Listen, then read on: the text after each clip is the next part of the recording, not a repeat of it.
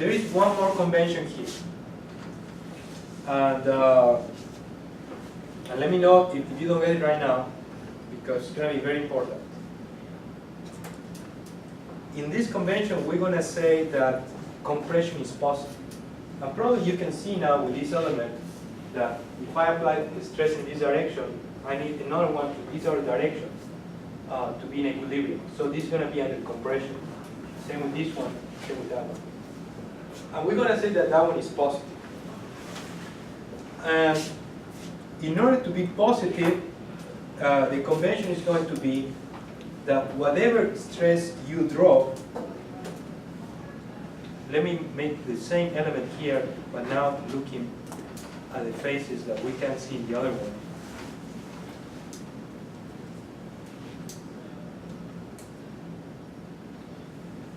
So this is sigma 3,3.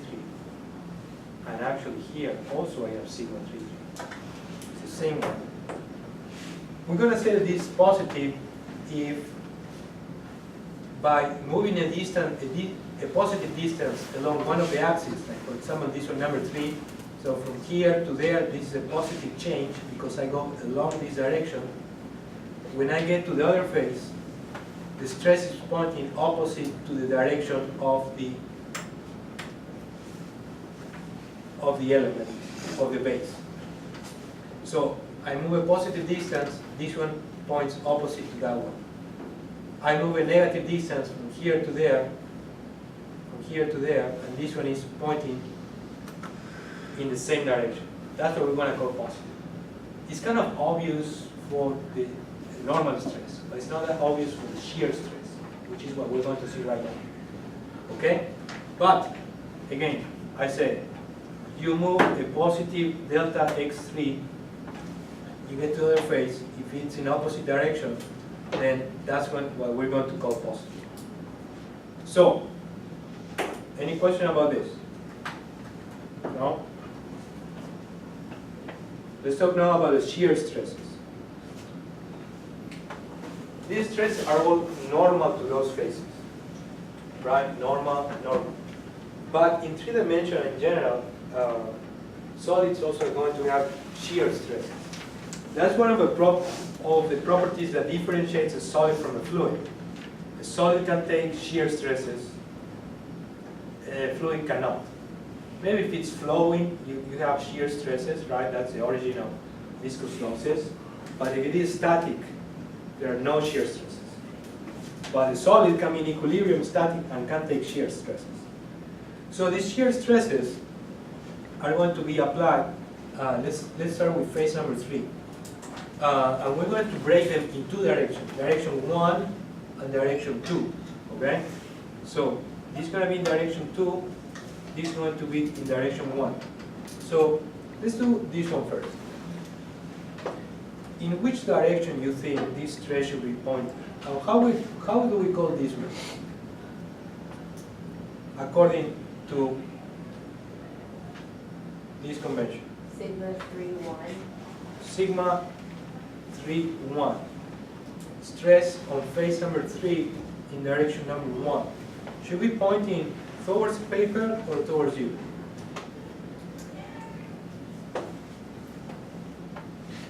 To be positive. Towards us. No. Because you're going backwards, so you're going in direction opposite to this, on that opposite face to the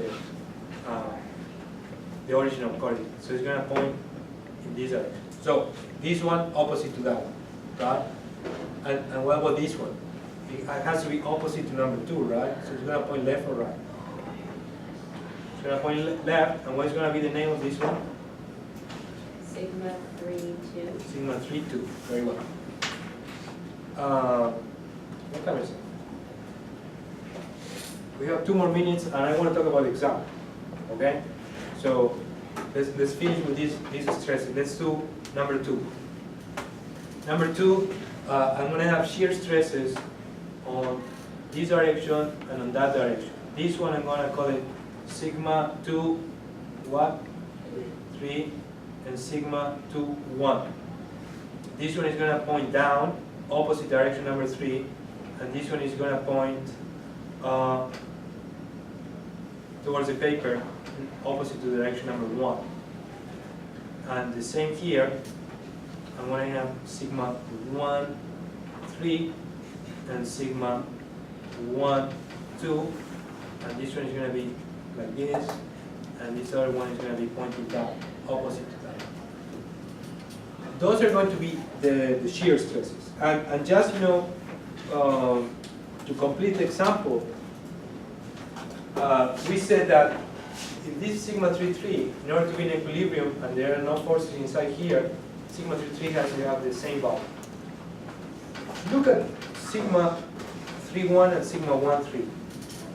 Or let's make an example, it's going to be easier, with sigma 3,2 and sigma 2,3. Sigma 3,2 is there, right? And sigma 2,3 is there. If I draw sigma 3,2 on the other face, it's going to be this one. And if I draw sigma 2,3 in this direction, it's going to be this one. Can you see that sigma 3,2 is making the object to rotate counterclockwise, and sigma 2,3 is going to make the object rotate clockwise? And if I told you that it's not rotating in any direction because it's not moving because it's in equilibrium, what has to happen then?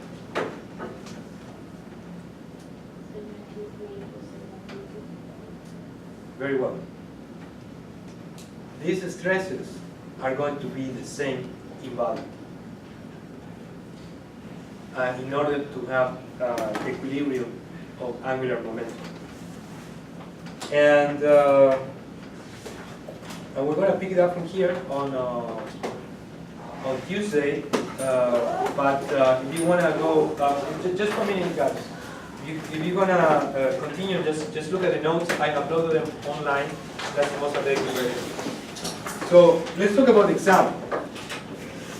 I hear that some of you guys want to go to the game of the Longhorns on let me move this over here. On October the 5th, right? So raise your hand if you cannot make it at that time. There's 2 people.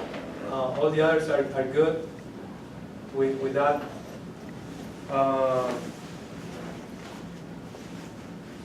Okay. What time are you leaving? Probably around 11 or noon.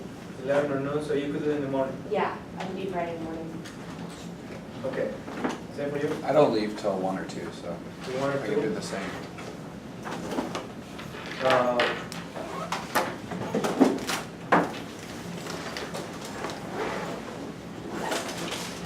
Can you guys all make it on Thursday evening? No? Okay, we'll keep the exam at the same time, and I'll figure out something for the 2 of you. Okay. Okay? All right. Take care.